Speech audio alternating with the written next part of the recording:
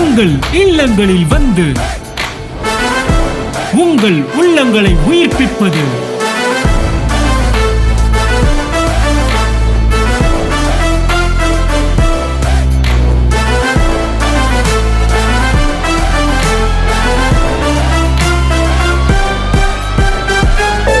உங்கள் channel DJ.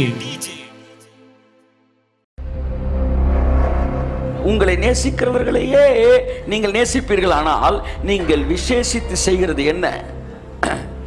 நீ கொடுத்ததுக்கு அவன் கொடுத்துட்டான், உனக்கு பலன் கிடையாது. ஆனா எவன் உனக்கு திரும்பி தர முடியலையோ அவனுக்கு கொடுத்தினா பரலோகத்தை.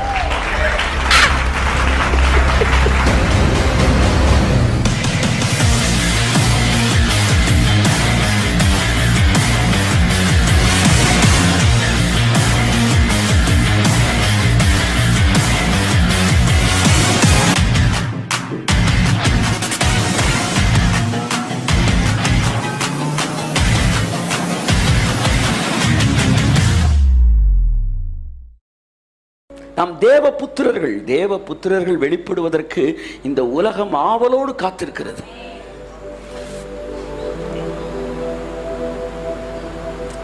ஆகவே பண்டிகை நாள் வந்தபோது இயேசு கிறிஸ்து பெதஸ்தா குளத்திற்கு போனார். நமக்கெல்லாம் பண்டிகை வந்தா புது படம் ரிலீஸ் ஆயிருக்குன்னு படத்துக்கு போறாங்க ஒரு குரூப், இன்னொரு குரூப் டிவியில் உட்காருது, இன்னொரு குரூப் ஃப்ரெண்டு கூட சுத்துறதுக்கு போறாங்க, இன்னொரு குரூப் எவன்டா அதிரசம் கொடுத்தேன் அவனுக்கு போய் நம்ம கேக்கு கொடுப்போம், எவன்டா வந்து பிரியாணி கொடுத்தேன் அவனுக்கு போய் கேக்கு கொடுப்போம். பிரியாணி கொடுக்காதவனுக்கு கேக்கு கொடுக்காத, அதிரசம் கொடுக்காதவனுக்கு கேக்கு கொடுக்காத. உங்களை நேசிக்கிறவர்களையே நீங்கள் நேசிப்பீர்கள். ஆனால் நீங்கள் விசேஷித்து செய்கிறது என்ன? நீ கொடுத்ததுக்கு அவன் கொடுத்துட்டான், உனக்கு பலன் கிடையாது. ஆனா எவன் உனக்கு திரும்பி தர முடியலையோ அவனுக்கு கொடுத்தினா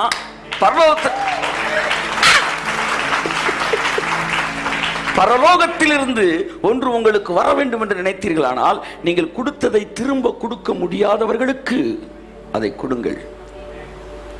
அப்பதான் தேவன் அதை தருவாராம். ஒவ்வொரு சபையும் சேரிட்டி ஒர்க்கை கான்சென்ட்ரேட் பண்ணணும்.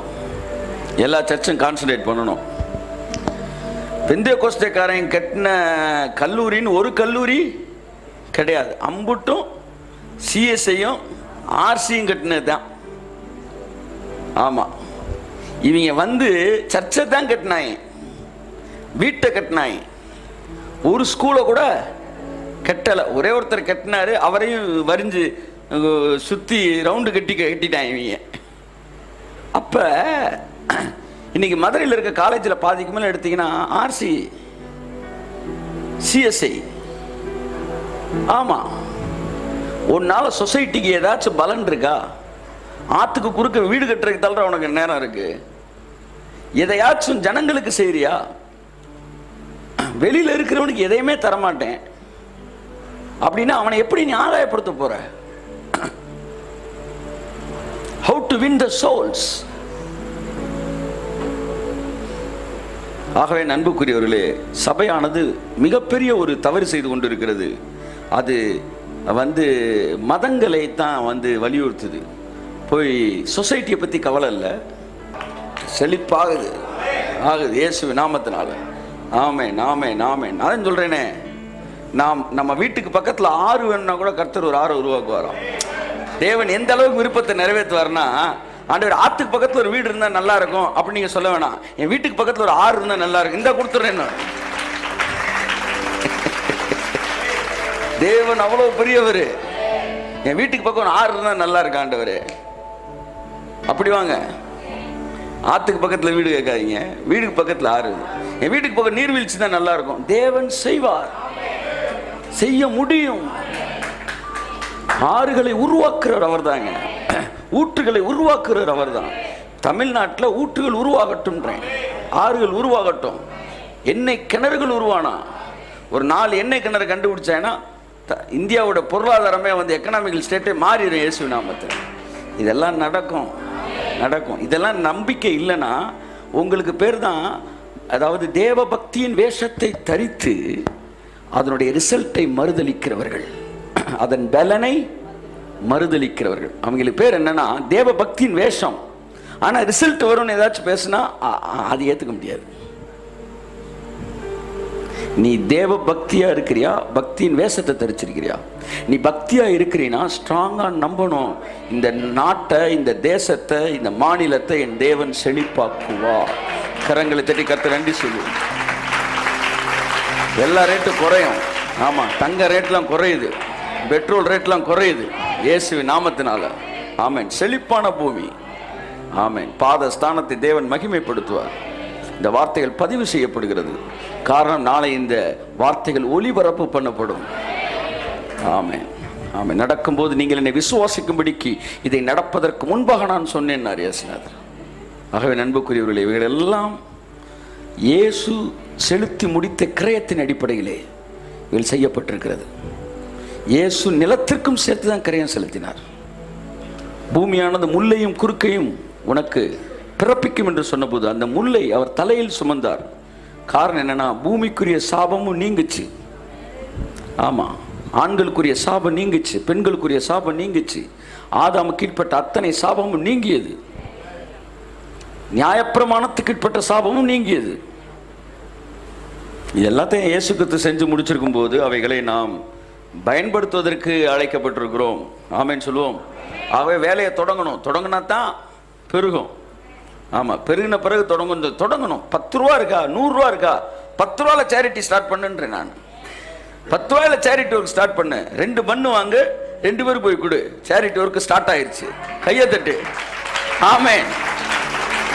1000 ரூபா இருக்கா, 100 ரூபா எடுத்துக்கா சேரிட்டி ஒர்க்.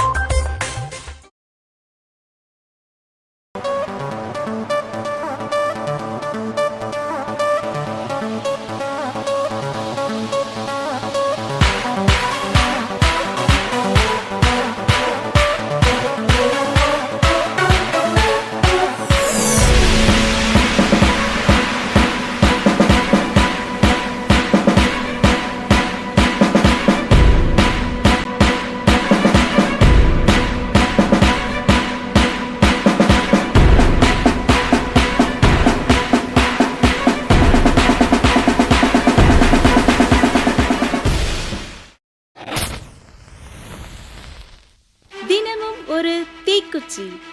தின தியான மாத இதழ். வேதம் முழுவதற்கும் விளக்க உரை படிக்க விருப்பமா? ஆதியாகமம் துவங்கி வெளிப்படுத்தின விசேஷம் வரை பக்கம் பக்கமாய், வசனம் வசனமாய், தேவ வார்த்தையை தேனித்தேனாய் சுவைக்க. இந்த வசனம் என்ன சொல்கிறது? ஏன் சொல்கிறது? இதன் அர்த்தம் என்ன? இதிலிருந்து தேவன் உங்களுக்கு தரும் ஆசீர்வாத வாய்க்கால் என்ன என்கிற ஏராளமான கோணங்களில் வேத புத்தக விளக்கத்தை வீட்டிலிருந்தபடியே விளங்கிக் கொள்ள, அணைந்து போன உங்கள் ஆவிக்குரிய வாழ்வை அனலாக்கி எழுப்ப, தினமும் ஒரு தீக்குச்சி. இது ஒரு தின தியான மாத இதழ். இதை புத்தகமாகவோ மின்னஞ்சலாகவோ பெற்றுக்கொள்ள நீங்கள் தொடர்பு கொள்ள வேண்டிய தொலைபேசி எண் 87 60 60 90 20.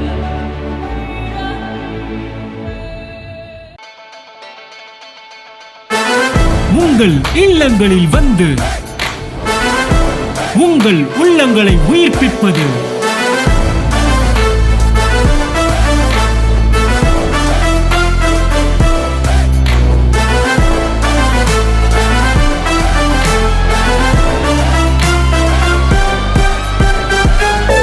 உங்கள் சேனல் டிஜே.